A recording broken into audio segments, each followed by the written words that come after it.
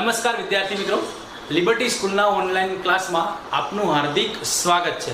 તો મિત્રો આજે આપણે ધોરણ 11 માં નામામાં હવે આપણે આગળ જઈશું। તો મિત્રો આપણે પ્રકરણ 2 વિશે પ્રકરણ 2 માં આપણે વાત કરી રહ્યા હતા। તો મિત્રો પ્રકરણ 2 માં આપણે અત્યાર સુધી શું જોઈ ચૂક્યા છીએ? તો મિત્રો પ્રકરણ 2 માં જેનું નામ છે વ્યવહારોની દ્વિઅસર અને ખાતાના પ્રકાર। તો મિત્રો વ્યવહાર એટલે પહેલા ધંધાકીય વ્યવહારની વ્યાખ્યા તમને યાદ હોવી જોઈએ, મેં તમને શીખવાડેલી છે। તો મિત્રો ધંધાકીય વ્યવહાર એટલે કે બે કે તેથી વધુ વ્યક્તિઓ વચ્ચે કે ધંધા માટેની કોઈ પણ વસ્તુ કે સેવાની રોકડમાં અથવા શાખ પર ફેર બદલી, એને શું કહીશું આપણે? ધંધાકીય વ્યવહાર। ખાસ ધ્યાન રાખજો, ધંધાકીય વ્યવહારની વ્યાખ્યા મોસ્ટ ઇમ્પોર્ટન્ટ છે।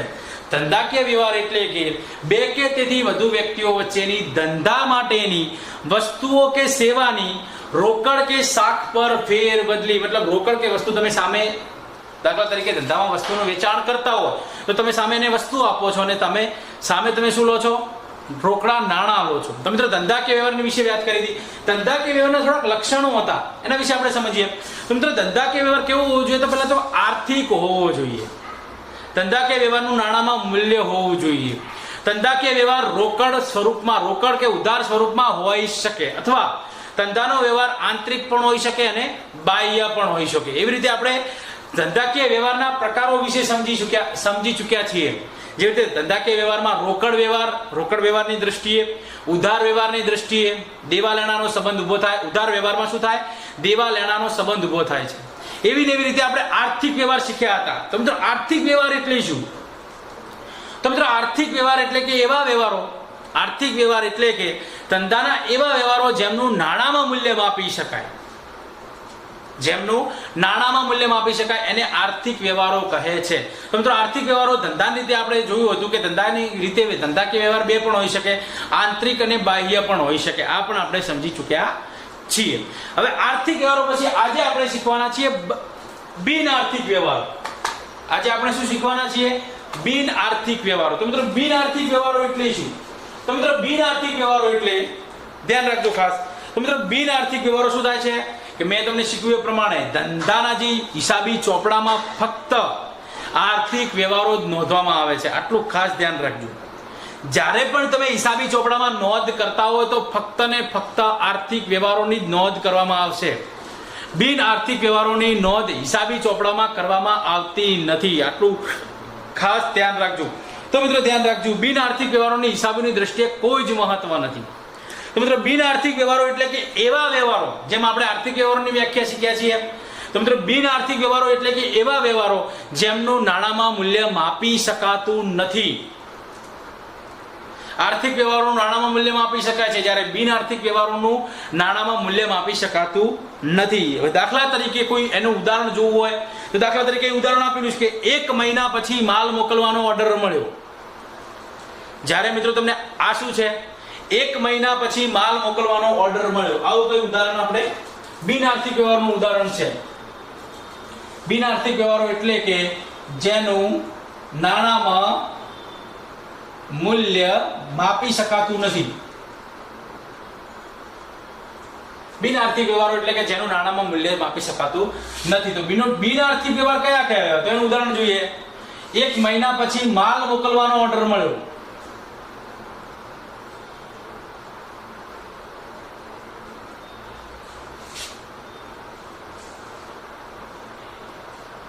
એક મહિના પછી માલ મોકલવાનો ઓર્ડર મળ્યો। તો મિત્રો માલ મોકલવાનો ખાલી ઓર્ડર જ મળ્યો છે, તમે માલ મોકલી દીધો નથી। તો મિત્રો આ જે વ્યવહાર છે એ બિન આર્થિક વ્યવહાર કહેવાય। આમાં કોઈ એનું નાણાંમાં મૂલ્ય માપી શકાતું નથી, કોઈ પણ પ્રકારની માહિતી આપેલી નથી। એટલા માટે ધ્યાન રાખજો ખાસ, આ જે છે બિન આર્થિક વ્યવહાર છે। માલ મોકલવાનો ઓર્ડર મળ્યો હોય તો એને શું કહીશું આપણે? બિન આર્થિક વ્યવહાર। આની કોઈ હિસાબી ચોપડામાં નોંધ થતી નથી। તો મિત્રો આપણે સમજી ચૂક્યા છીએ આર્થિક વ્યવહારો એટલે શું અને બિન આર્થિક વ્યવહારો શું। તો આપણે હવે આર્થિક વ્યવહારો કયા છે અને બિન આર્થિક વ્યવહારો કયા છે એનું આપણે ઉદાહરણ દ્વારા સમજવાનો પ્રયત્ન કરીએ। તો મિત્રો આપણે ચોપડીમાં ધ્યાન રાખજો, ઉદાહરણ 1 આપેલું છે કે નીચેના વ્યવહારો આર્થિક વ્યવહારો છે કે બિન આર્થિક તે જણાવો અને તેનું કારણ સ્પષ્ટ કરો। તો મિત્રો આપણે જોઈએ આર્થિક વ્યવહારો કયા છે અને બિન આર્થિક વ્યવહારો। તો ઉદાહરણ 1 બુકમાં તમને આપેલું છે, તો ચોપડીમાં ધ્યાન રાખજો। આપણે ડાયરેક્ટ જવાબ લખીશું, વ્યવહાર વાંચતા જઈશું અને જવાબ લખતા જઈશું. તો આપણે જોઈશું આપણે વ્યવહાર. ઉદાહરણ 1.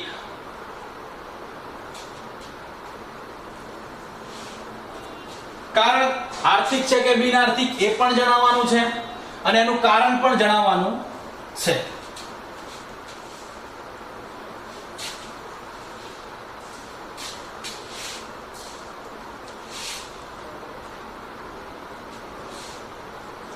તો મિત્રો અહીં આપણે આવશું, ક્રમ આવશે, અહીં વ્યવહાર લખીશું, વ્યવહાર કયો છે,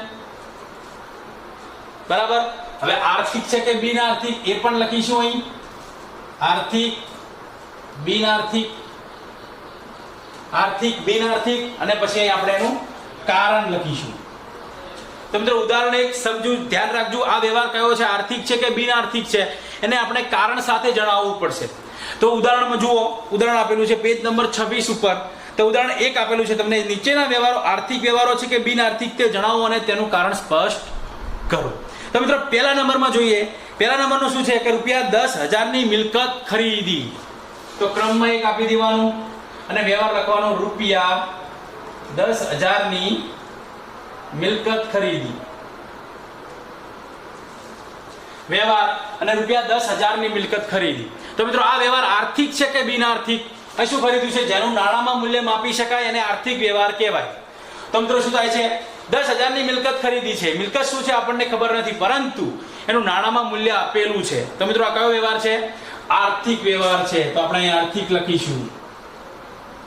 હવે કારણ શું આપીશું, તો મિત્રો આ શું છે કારણ, એ મિલકત ખરીદતા તમે સામે શું ચૂકવ્યું હશે, રોકડા ચૂકવ્યા હશે. કેટલા, 10,000 રૂપિયા. એટલે કારણ એ મિલકત સામે રોકડા ચૂકવાય છે.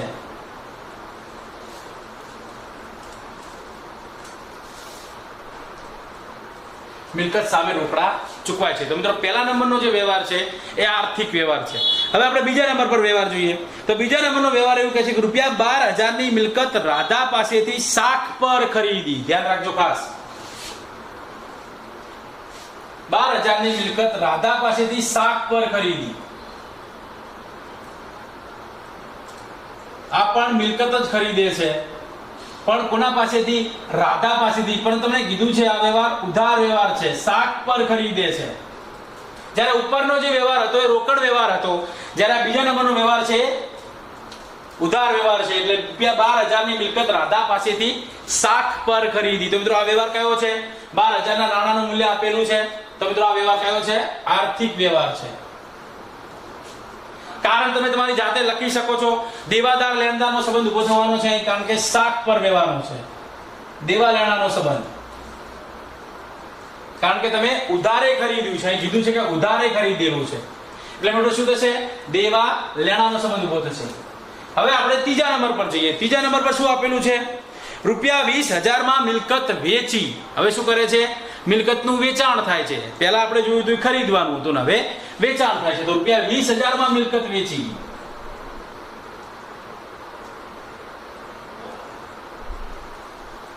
રૂપિયા 20,000 માં મિલકત વેચી. તો પણ આ કયો વ્યવહાર છે, આર્થિક વ્યવહાર છે.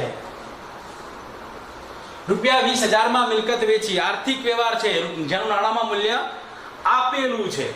તો મિત્રો 20,000 માં મિલકત વેચી, આર્થિક વ્યવહાર છે. બરાબર છે મિત્રો. હવે આ શું થાય છે, મિલકતનું વેચાણ થાય છે. કેટલા રૂપિયામાં, 20,000 રૂપિયા. તો તમે મિલકતનું વેચાણ કરશો તો તમને શું મળશે, સામે રોકડા મળશે. તો એ લખાશે મિલકત સામે રોકડ મળે છે. મિલકત સામે રોકડ મળે છે. મિલકત સામે રોકડ મળે છે. તમે આવું લખી શકો છો. કારણ કે જુઓ, તમે મિલકત વેચો છો, સામે તમને 20,000 રૂપિયા મળશે, તો કારણ સ્પષ્ટ છે, તમને મિલકત સામે રોકડા મળે છે. બરાબર છે મિત્રો. હવે નેક્સ્ટ આપણે આગળ ચોથા નંબરમાં શું આપેલું છે, રૂપિયા 22,000 માં મિલકત મીરાને શાક પર વેચી. રૂપિયા 22,000 માં મિલકત મીરાને શાક પર વેચી. રૂપિયા 22,000 માં મિલકત મીરાને શાક પર વેચી. જો મિત્રો ત્રીજા નંબરનો જે વ્યવહાર છે એ અંદર કોઈ ઉલ્લેખ આપેલો નથી, મિલકત વેચી છે, પરંતુ એ નામ આપેલું છે. આપણે આગળ જોવાના છીએ, ઉધાર જમાના નિયમો બધું જ આવશે, એ આપણે સમજવાના છીએ. પરંતુ ખાલી આર્થિક વ્યવહાર છે કે બિન આર્થિક વ્યવહાર એ જ કહેવાનું છે અને કારણ કહેવાનું છે. તો અહીં તમને 20,000 માં મિલકત વેચી મતલબ રોકડ વ્યવહાર છે, કોઈ નામ આપેલું નથી. જ્યારે નામ આપેલું છે, જુઓ આ એક ઉધાર જમાનો નિયમ છે. જ્યારે પણ વ્યવહારમાં નામ આપેલું હોય અને શાખ પર ખરીદેલું હોય તો મિત્રો એ ઉધાર વ્યવહાર કહેવામાં આવે છે. તો મિત્રો આ વ્યવહાર પણ કયો છે? આર્થિક વ્યવહાર છે. તો શું થાય છે? અહીં પણ 22,000 માં તમે મિલકત વેચો છો મીરાને, તો શું ઊભો થશે? દેવાદાર લેણદારનો સંબંધ ઊભો થશે. ધ્યાન રાખજો ખાસ, કારણ કે ઉધારે લેણદાર દેવાદારનો સંબંધ.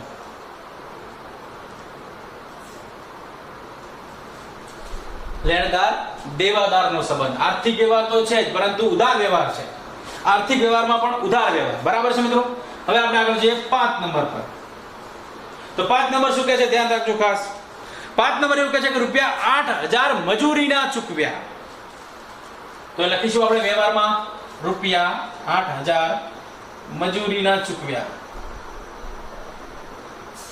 ₹8,000 મજૂરીના ચૂકવ્યા. તો મિત્રો આ વ્યવહાર કયો છે? તમે ₹8,000 મજૂરીમાં ચૂક્યા, નાણામાં મૂલ્ય આપેલું છે, ₹8,000 નાણાનું મૂલ્ય છે. તો નાણાનું મૂલ્ય આપેલું હોય તો એ કયો વ્યવહાર કહેવાય? આર્થિક વ્યવહાર. કયો વ્યવહાર? આર્થિક વ્યવહાર. તો તમે શું કરો છો? આ મજૂરીના ચૂકવ્યા છો, તો એને શું, એ કોઈ પણ તમે શું લાવ્યો છે? એની મજૂરીની સેવા લીધી હશે, તમે એ વ્યક્તિની સેવા લીધી હશે, એટલા માટે તમે એને પૈસા ચૂકવો છો. તો કારણમાં શું લખાશે? સેવા સામે તમે શું કર્યું છે? રોકડા ચૂકવ્યા છે. સેવા સામે રોકડા ચૂકવ્યા છે.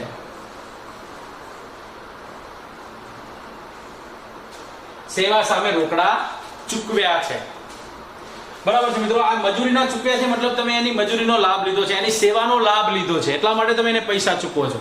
એટલે ₹8,000 નાણાનું મૂલ્ય છે, એટલા માટે આર્થિક વ્યવહાર કહેવાય છે અને સેવા સામે રોકડા ચૂકવ્યા છે. નેક્સ્ટ 6થા નંબર પર જઈએ. તો 6થા નંબરનો શું કહે છે? ₹9,000 ભાડાના મળ્યા. ₹9,000 ભાડાના મળ્યા. હવે મિત્રો આ વ્યવહાર છે 9,000 ભાડાના મળ્યા. બરાબર છે? તો મિત્રો હવે તમે શું કરીશું? આ વ્યવહાર કયો છે? સિમ્પલ છે. નાણાનું મૂલ્ય આપેલું હોય તો તમને ખબર પડી જવી જોઈએ કે આર્થિક વ્યવહાર જ હોય. એટલે મિત્રો આ વ્યવહાર કયો હશે? આર્થિક વ્યવહાર. હવે આપણે કારણ જણાવવાનું છે. મિત્રો કારણ શું કરીશું? તો તમે આ કોઈને ભાડે કોઈ વસ્તુ આપેલી હોય, એ તમને ભાડા રૂપે નાણાં મળે છે, તો તમે શું મળો છો? સેવા સામે તમને રોકડ મળે છે. સેમ સેવા સામે રોકડ મળે છે.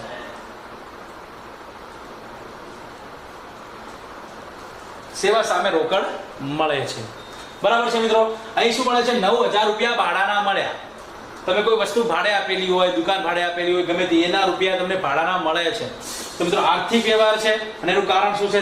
તમને સેવા સામે રોકડા રૂપિયા મળે છે. બરાબર છે? હવે નેક્સ્ટ જઈએ આપણે 7 નંબર પર. 7 નંબર પર શું આપેલું છે? ₹15,000 નું દેવું ચૂકતે કર્યું. ₹15,000 નું દેવું ચૂકતે કર્યું. ₹15,000 નું દેવું ચૂકતે કર્યું. અહીં શું આપેલું છે? ₹15,000, મતલબ નાણાનું મૂલ્ય આપેલું છે. તો આ વ્યવહાર કયો કહેવાય છે? આર્થિક વ્યવહાર. ધ્યાન રાખજો ખાસ, આ વ્યવહાર આર્થિક વ્યવહાર છે. મિત્રો આ તમારું દેવું હતું ₹15,000, જેને તમે અત્યારે ચૂકતે કર્યું છે, તો એ શું થાય છે? એ દેવું તમે શું કર્યું છે? રોકડા ચૂકવ્યા છે સામે, તો મતલબ દેવું રોકડમાં ચૂકવ્યું. દેવું રોકડમાં ચૂકવ્યું. બરાબર છે મિત્રો? આ 15,000 નું તમારું દેવું હતું, જે તમે અત્યારે ચૂકવો છો. ₹15,000 તમારા ચૂકવાશે, એટલે ₹15,000 દેવું તમે ચૂકતે કરો છો. બરાબર છે? હવે 8 નંબર પર. 8 નંબર પર શું આપેલું છે? ₹18,000 નું લેણું પરત મળ્યું. આ તમારું લેણું છે, એ તમને મળે છે, તો તમને રોકડ મળશે. સિમ્પલ છે. ₹18,000 નું લેણું પરત મળ્યું. ₹18,000 નું લેણું પરત મળ્યું. તો મિત્રો આ પણ આર્થિક વ્યવહાર છે, તમને આપેલું છે આર્થિક વ્યવહાર. ₹18,000 નું લેણું પરત મળ્યું. તો તમે દેવું તો રોકડમાં ચૂક્યું હશે, તો સામે તમને લેણું શું મળ્યું હશે?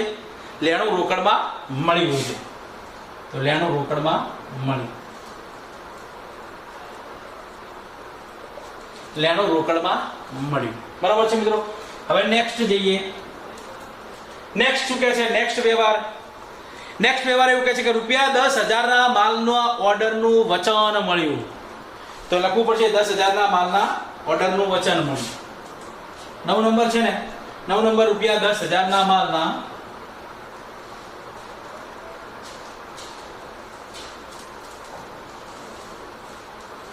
ઓર્ડરનું વચન મળ્યું.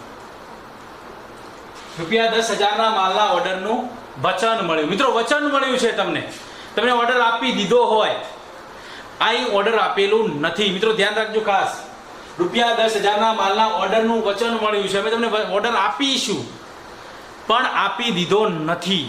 ધ્યાન રાખજો ખાસ. ભલે તમને નાણામાં મૂલ્ય આપેલું હોય કે ₹10,000 નાણામાં મૂલ્ય આપેલું છે એટલે સાહેબ આર્થિક વ્યવહાર કહેવાય, પરંતુ ખાસ સમજવાનું હોય ચૂકતે કર્યું નથી, મળ્યું નથી. ભાડું ચૂકવાયું હોય તો આર્થિક વ્યવહાર કહેવાય, પરંતુ અહીં તમને ઓર્ડર આપવાનું વચન મળેલું છે. તો મિત્રો વચન મળે તો એ આર્થિક વ્યવહાર કહેવાય નહીં. તે સ્પષ્ટ છે. આ વ્યવહાર કયો છે?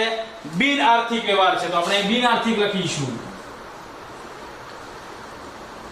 મિત્રો આ વ્યવહાર બિન આર્થિક છે. કારણમાં લખવું હોય, અહીં કોઈ પણ રોકડ વ્યવહારની નોંધ થતી નથી. રોકડ વ્યવહાર નથી થતો મિત્રો. દેવાદાર લેણદારનો પણ સંબંધ ઉભો નથી થતો. ધ્યાન રાખજો ખાસ, અહીં રોકડ વ્યવહાર પણ નથી અને દેવાદાર લેણદારનો સંબંધ પણ ઉભો થતો નથી. ધ્યાન રાખજો ખાસ, રોકડ વ્યવહાર નથી તથા દેવાદાર લેણદારનો પણ સંબંધ ઉભો થતો નથી.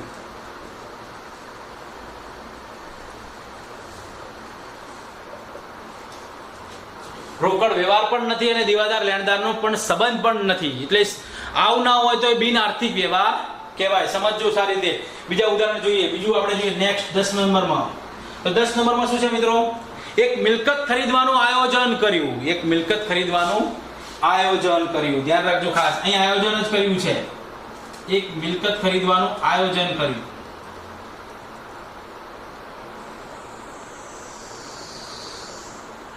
તો મિત્રો મિલકત ખરીદવાનું ખાલી આયોજન જ કર્યું છે તો તમે સિમ્પલ સમજી ચૂક્યા હશો કે આ કોઈ નાણાકીય વ્યવહાર થવાનો નથી. ખાલી મિલકત ખરીદવાનું આયોજન થયું છે. તો મિત્રો વ્યવહાર કયો વ્યવહાર કહેવાય? બિન આર્થિક વ્યવહાર. તો મિત્રો આ વ્યવહાર બિન આર્થિક છે. ખાલી મિત્રો જુઓ, જેમ માલના ઓર્ડર આપવાનું કીધું હશે કે તમને ઓર્ડર આપીશું પણ આપી દીધો નથી, એવી રીતે પણ મિલકત ખરીદવાનું આયોજન જ થયું છે. કોઈ પણ મિલકત ખરીદી નથી હજી. એટલે ખરીદવાનું આયોજન કર્યું હોય તો મિત્રો એ બિન આર્થિક વ્યવહાર થશે. અને સામે કારણમાં પણ સેમ એના જેવું લખાશે કે રોકડ વ્યવહાર નથી અને દેવાદાર લેણદારનો સંબંધ પણ નથી, એટલા માટે બિન આર્થિક વ્યવહાર છે. બરાબર છે મિત્રો. હવે નેક્સ્ટ લાસ્ટ છે, આપણે જોઈ લઈએ. લાસ્ટ 11 નંબર પર જોઈએ કે વેચાણ વધારવા સેલ્સમેનો સાથે ચર્ચા વિચારણા માટે મીટિંગ ગોઠવી. ધ્યાન રાખજો ખાસ, વેચાણ વધારવા સેલ્સમેનો સાથે ચર્ચા વિચારણા માટે મીટિંગ ગોઠવી.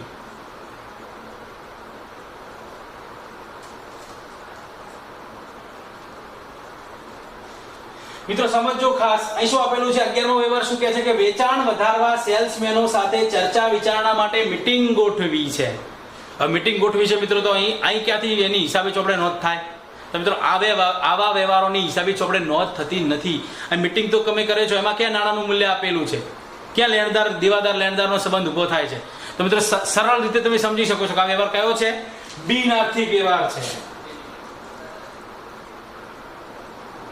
કારણમાં પણ મિત્રો એ લખાશે રોકડ વ્યવહાર નથી, કોઈ લેણદાર દેવાદારનો સંબંધ ઉભો નથી થતો, એટલા માટે આ કયો વ્યવહાર છે? બિન આર્થિક વ્યવહાર છે. તો મિત્રો આ ઉદાહરણમાં આપણે શું શીખ્યા છીએ? તો મિત્રો આ ઉદાહરણમાં આપણે એ સમજવાનું હતું કે કયો વ્યવહાર આર્થિક છે અને કયો વ્યવહાર બિન આર્થિક વ્યવહાર છે. હવે મિત્રો આપણે નેક્સ્ટ લેક્ચરમાં શું જોઈશું? હવે રોકડ વ્યવહાર કે ઉધાર વ્યવહારની ઓળખ કેવી રીતે થાય એ આપણે હવે નેક્સ્ટ લેક્ચરમાં જોઈશું. ધન્યવાદ.